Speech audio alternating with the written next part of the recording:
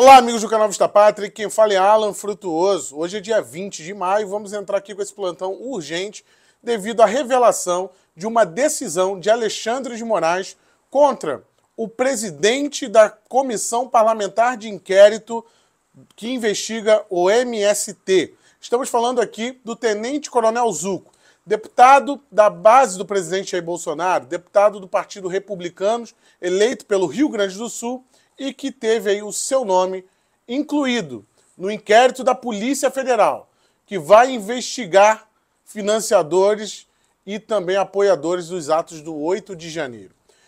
Pessoal, o YouTube está desinscrevendo pessoas e tem uma dificuldade enorme aqui para alcançarmos mais seguidores. Por isso eu peço que você valorize o nosso trabalho, inscreva-se aqui, é de graça, não custa nada, então basta clicar no inscreva-se e deixe o seu gostei, compartilhe esse vídeo e peça para mais uma pessoa se inscrever aqui também. O Tenente Coronel Zuco, ele, diante de uma disputa acirrada, numa CPI, no qual o Lira peitou os interesses do governo e pautou essa comissão parlamentar de inquérito na Câmara dos Deputados, o Tenente Coronel Zuco foi eleito presidente, ele que conseguiu as assinaturas, a equipe dele que conseguiu as assinaturas. O relator será o Ricardo Salles. E, obviamente, o PT não gostou nada disso. Mas o que eu quero chamar a atenção aqui nessa notícia no dia de hoje é a tamanha coincidência dos atos. O ministro Alexandre de Moraes, ele emitiu a ordem para a Polícia Federal, né, conduzir uma investigação contra o Tenente Coronel Zuco, deputado federal eleito pelo Rio Grande do Sul, na mesma quarta-feira em que o Tenente Coronel Zuco foi eleito para a presidência da CPMI.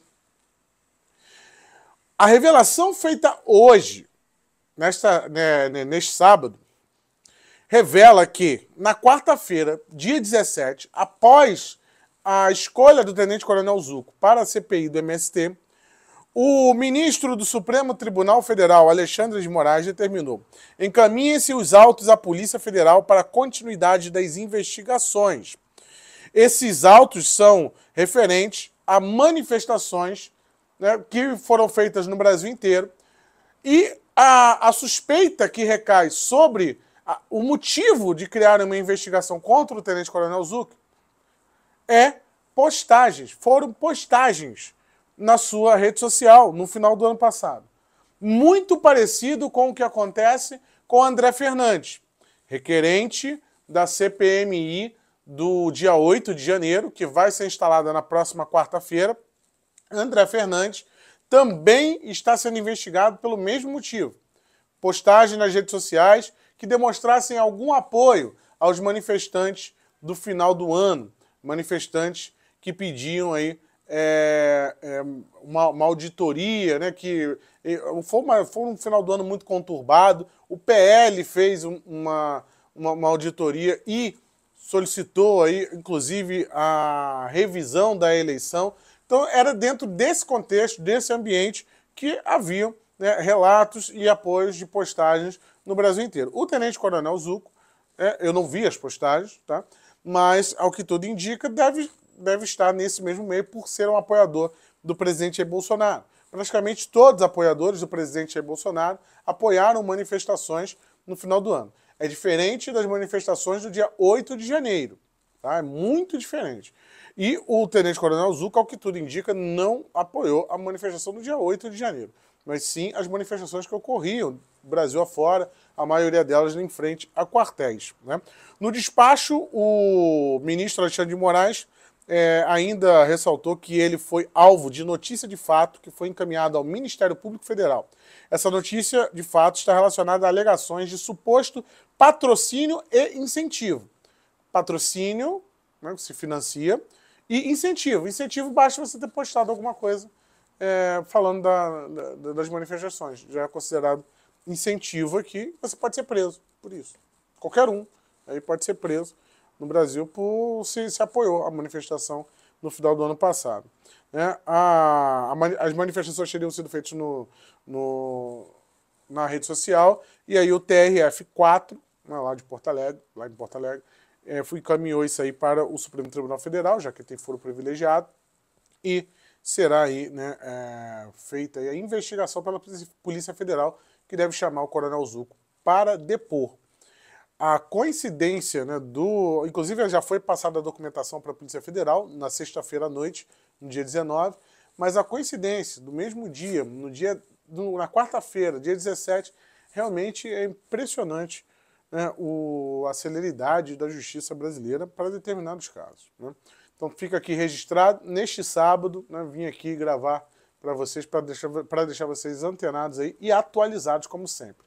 Então, se você quiser colaborar com o meu trabalho e valorize o meu trabalho, você pode ajudar também financeiramente ele através do Pix que você está vendo aí na tela, ele fica fixado no primeiro comentário e você ajuda o jornalismo independente.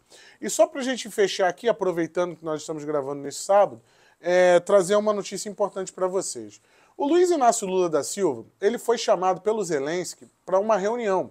E o Biden também chamou o Luiz Inácio Lula da Silva para uma reunião. Vamos lembrar aqui que o Lula está no Japão, reunião do G7, e poderia perfeitamente perdão, fazer essa reunião com o presidente ucraniano. Porque, vamos lembrar, que ele está em busca do Nobel da Paz e quer criar um acordo de paz entre a Rússia e a Ucrânia. Será mesmo que o Lula quer criar um acordo de paz entre a Rússia e a Ucrânia ou só quer promover o seu nome? Porque ele estava lá com o Zelensky, até o momento da gravação desse vídeo, ele não aceitou a reunião com o Zelensky, nem sequer respondeu. E também não respondeu a Joe Biden, porque Joe Biden sabe muito bem, o Lula sabe muito bem o que o Joe Biden quer. E para fechar isso aí, o G7, né, que impõe mais sanções contra a Rússia, teve uma grande derrota hoje, né, devido à conquista da cidade de Bakhmut. Bakhmut foi uma batalha que é considerada, né, a maior batalha desde o fim da Segunda Guerra Mundial em território europeu. E a maior batalha do século XXI. Terminou hoje essa batalha com um anúncio pelo Prigozhin, que é o líder do grupo do exército privado Wagner. Esse exército lutou contra o exército regular da Ucrânia, com todo o aparato aí da OTAN, mas conseguiu, mesmo assim, mesmo sendo um exército privado, conseguiu vencer o exército regular da Ucrânia. E agora eles sairão da cidade e vão deixar a cidade para o exército regular da Rússia. E o Prigozhin, inclusive, chegou a falar que iria atuar em outras localidades, ia levar o seu grupo aí, talvez, para o Sudão, né, que está tendo guerra lá também. E o Prigozhin, assim, você contratou, pagou, ele luta a guerra para você. Foi o que aconteceu aí em Bakhmut, que inclusive já mudou de nome. Deve ter um anúncio oficial ainda da Rússia, né? Assim que tiver o controle da cidade com as tropas regulares, por enquanto está na mão desse exército privado que luta para a Rússia. E eles vão colocar o nome antigo, o nome da época da União Soviética. Então, atualização aí para vocês, um grande baque justamente para o grupo do G7, que está apoiando, ganhando, colocando muito dinheiro. E muitas notícias, é interessante observar, né? A imprensa ontem teve um bombardeio muito intenso nos últimos 200 metros quadrados, no qual ainda tinham ucranianos na cidade. E para finalizar, eles fizeram um bombardeio, né, com bomba incendiária, aquela bomba que vai queimando tudo, para acabar e conquistar a cidade.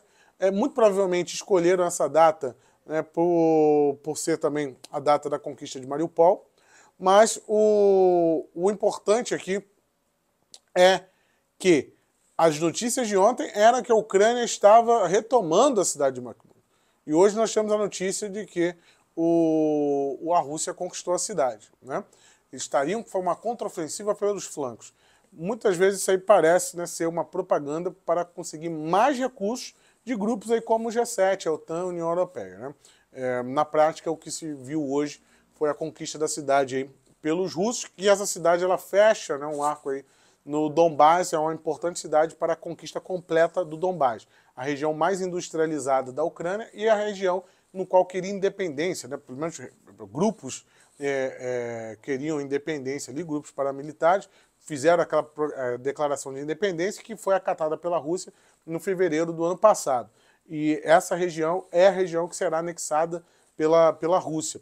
Então pode ser que a guerra aí pare, né, o avanço russo. Vamos ver, tem a contraofensiva russa aí que promete tentar reconquistar esses territórios, mas depois de 224 dias de atuação do Wagner, a Bakhmut foi conquistada e caiu hoje. Forte abraço a todos. Tchau, tchau.